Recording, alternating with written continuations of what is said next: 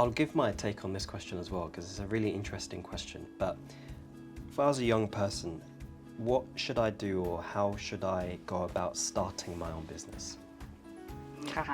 Like you have. I don't. Don't ask me. Do you want me to answer, and then you can? Yeah, go on. You can piggyback off it. Yeah. I'll go no. That's not how you do it. I'll cover off a few things on this. So, one of the good things that you're great at as well, probably more so than me, is that you're also great with people. And I think a really good thing that you've done that has brought a lot of success, not just to your DJ career, but also to more and more, is your networking. So, I'm just thinking how to phrase this question. Let's make it personal, and then we'll bring it to the youth that are watching this podcast. That's why I leave. Tell me about how you network and some perhaps challenges of networking and how you overcome them, and how networking has helped you as well. Yeah, I think there's the usual networking where you are, of course, on nights out, you're meeting people, and if you're in a situation where you're not absolutely drunk, which if you know why you're there and you're chatting to people, then you're in a good situation where you can talk to people and actually get to know them.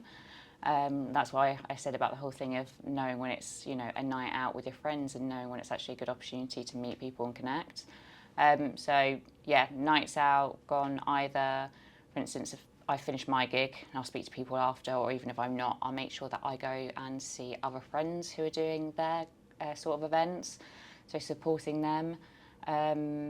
It's sort of, in London, I think if you're willing to all support each other and all the different events companies, and you realise it's not competition, it's actually just a really big community of people who love music, you definitely then start to meet people through it, because then you go to each other's events and it's just a thing of like, whoever comes to yours, it doesn't matter, you just make sure they enjoy themselves, and they come to my event another time, but then you get to come along to theirs and meet new people. So through events, message people directly who I know are either like influential in the way that they're either in the scene or they're artists themselves.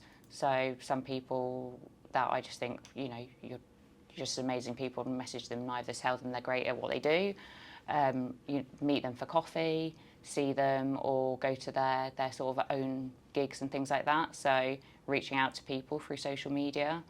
And then some people come to me and talk to me, and they directly message me.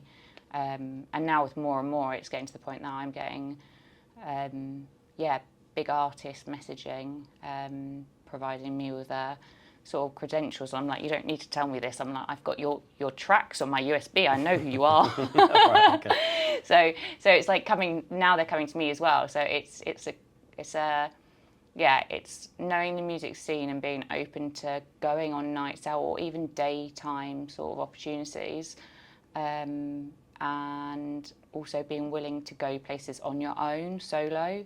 So I've always been someone where I haven't been put off by, as you know, I can sit at a bar on my own and have a drink and I'll be absolutely fine. You end up speaking to the bartender, or there's someone who sits beside you who's also in the same situation. So it's just, I think if you're willing to do things on your own, not saying it is a lonely thing, it is just being aware that you can do it on your own. You can definitely put yourself into situations where you speak to a load of people. Of course, be safe, don't be silly and go out, you know, on your own and go and do something silly and over drink and stuff. So yeah, opportunities like that, and that networking comes quite naturally if you're willing to put yourself out there. Yeah. I know we were half joking about it earlier, but I think especially in the music industry, and to a certain extent in my industry as well, I think it's really important to be the least drunk, the most sober person in the room, because when people start getting intoxicated, that's when all the information comes out. And when you have the information, that's to your advantage. So it's always good, and you can also maintain a certain element of composure and decorum. Yeah. When you're sober, of course, let loose, and if you want to relax, you can have a drink. But certainly,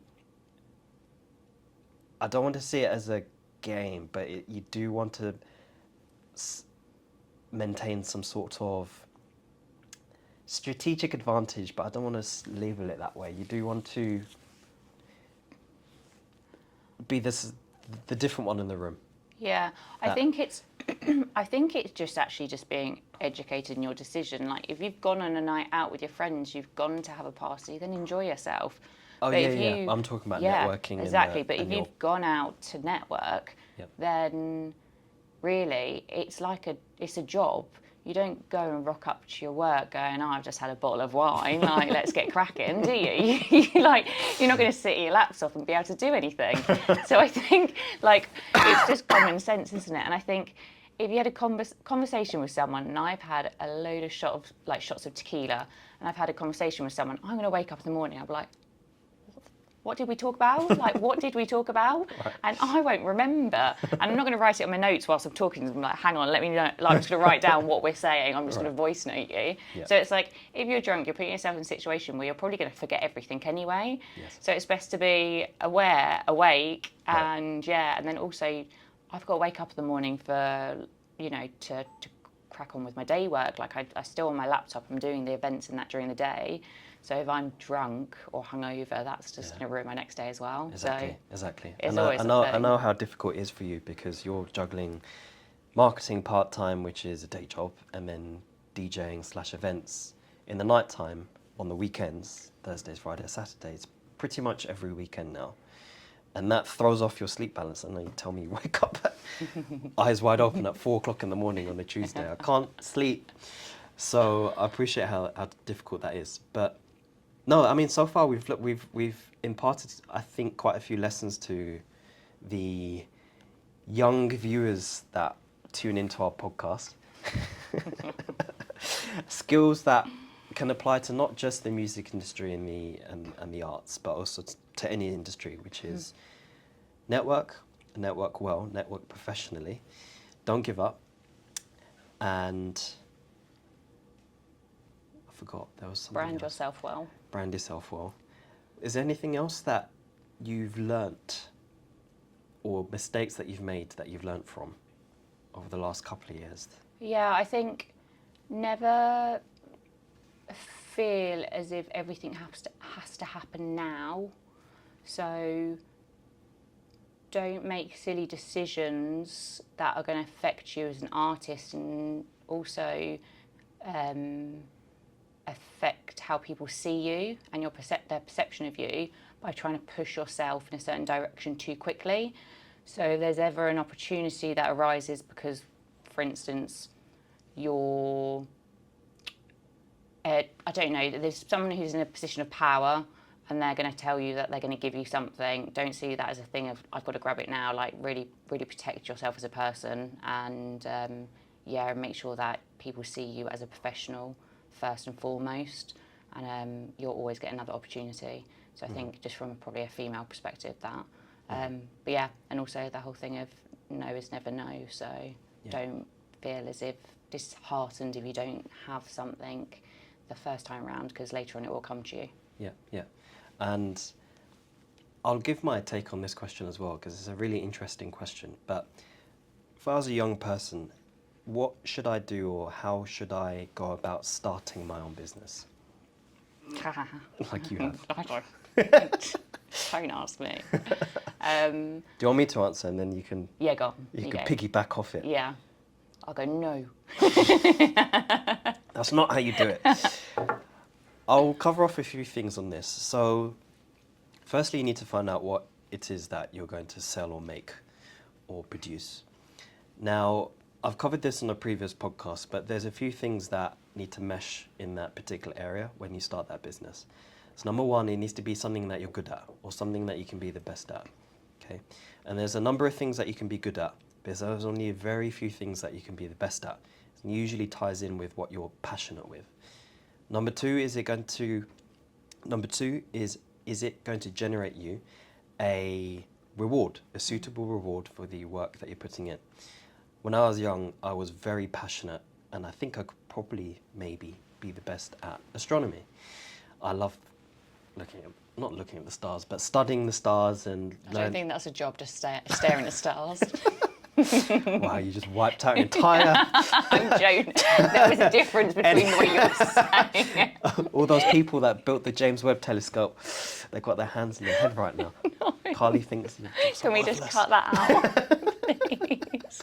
Bloop, I'm going to swear, so you can't say anything. You have to cut it. Making money in astronomy is not a huge endeavour. It's not something that is there, unless you're Elon Musk and you want to send people to Mars. But can you reasonably make money or generate a big reward from what it is that you can be the best at? And then number 3, I can't remember what number 3 was, but it was kind of better that part one if I forgot. But those 2 are important enough. And I think alongside that, when you're young and you're starting a business is a huge risk, massive risk, because there's so many things that can go wrong, that will go wrong, and it's very likely one's not going to make money for a considerable amount of time.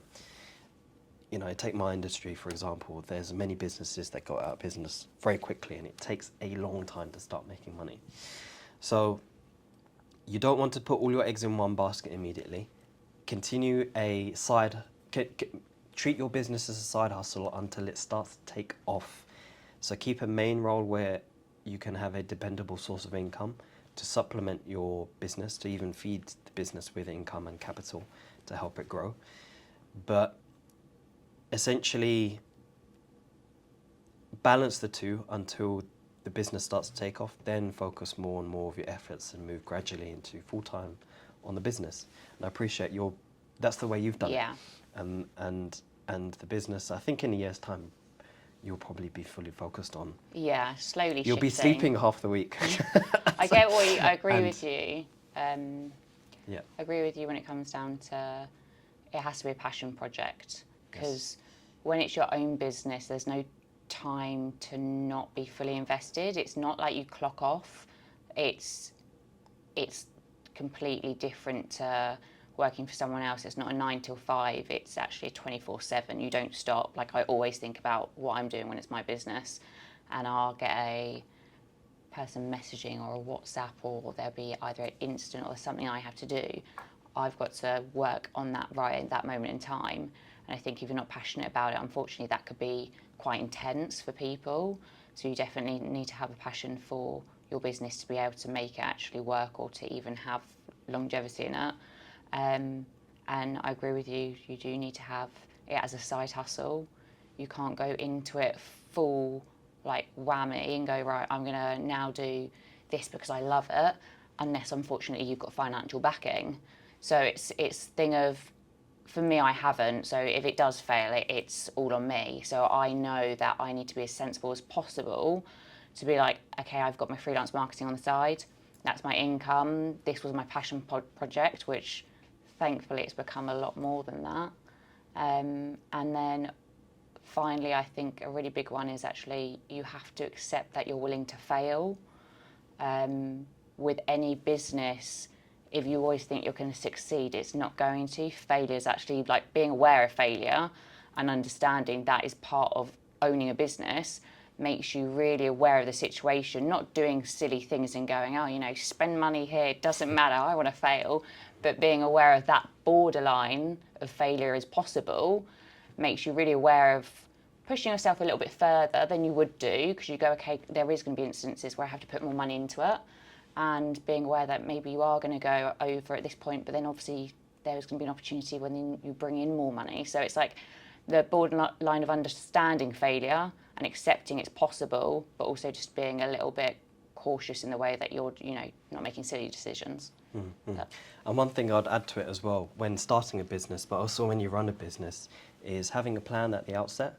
So when I joined Mohammed, we had an extremely rigorous business plan with financial projections going out for 5 years about what all the different parts of the business were making, or what we would like it to make, all the different expenses, and a very big briefing document about how we would generate leads, what the cost of those leads would be, how we would build brand awareness, all of those factors, what the business is, the purpose of the business, and and our intended evolution of that business, but getting really granular and really into the details with that. Going for a goal without a plan is not realistic. We need to make a plan as rigorous as possible to make that goal, to break down that goal into bite-sized chunks that we can take step by step.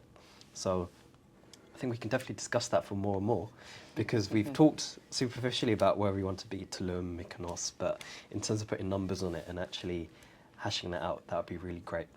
I want to end the podcast on something we've talked about off camera and something that you've experienced a lot more than I have, is dealing with people. And I work in a more of a professional industry. I'm a regulated financial advisor, and there's a certain level of professional standard that I have to adhere to with the bodies that I'm members of, but also if I want to win clients as well, I need to display professionality, if that's a word, professionalism. You say what you want to say. I'm just going to nod. I'm king of it. It's my podcast, I make up words as we go. I agree. Certain level of professionalism that would attract clients and also introducers. Of course, there are people and situations where things can turn unprofessional and things can get heated.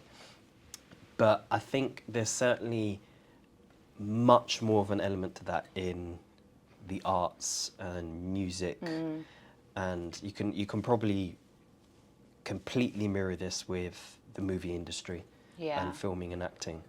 So for those that want to get into those creative industries, those industries which are not regulated, less standards on professionalism, and the scenarios that can bring about. Yeah.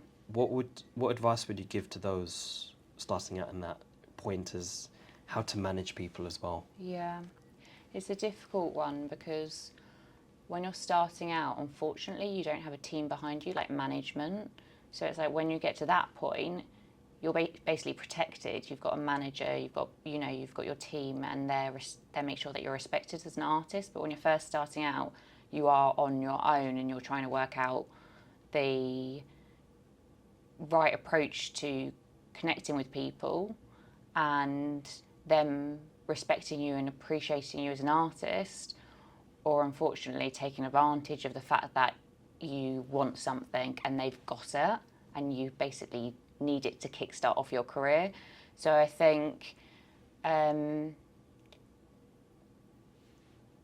what I would suggest is what I found as well. It's trying to work out to your benefit of how you can communicate with people and build your career.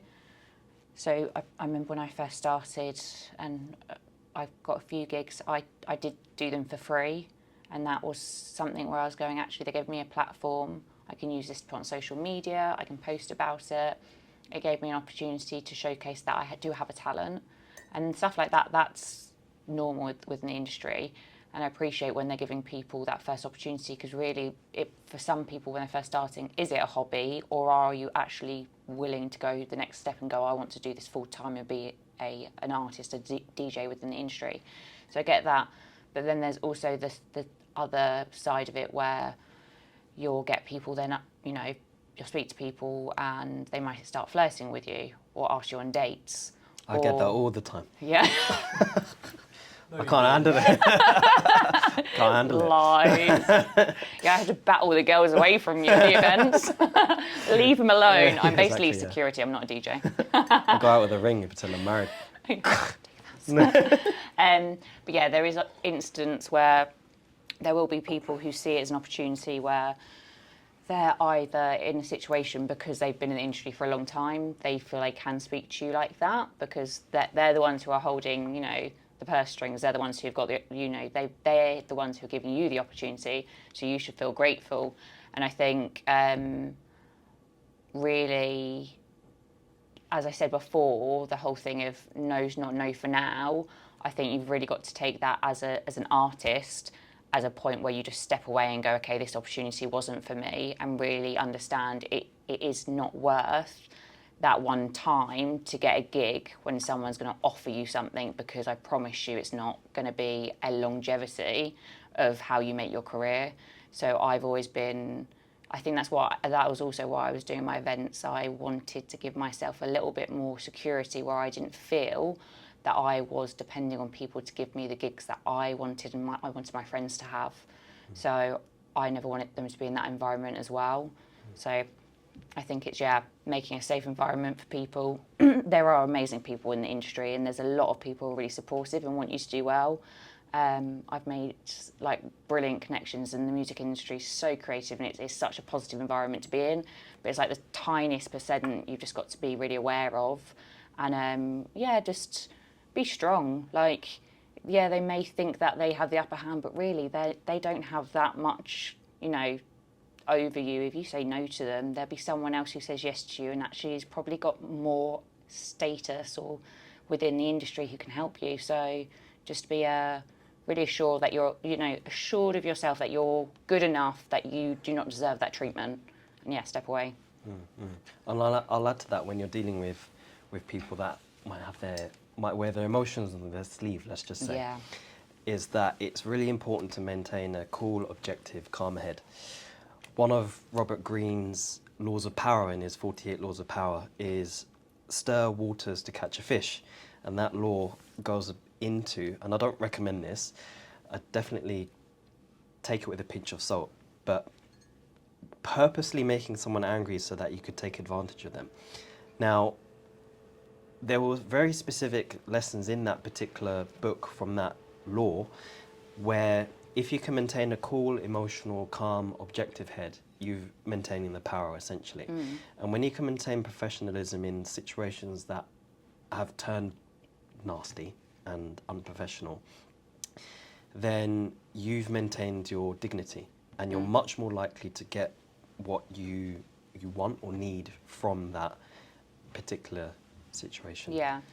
So, I'd love to continue. There's still a few things I do want to discuss, but I guess we'll do that off camera.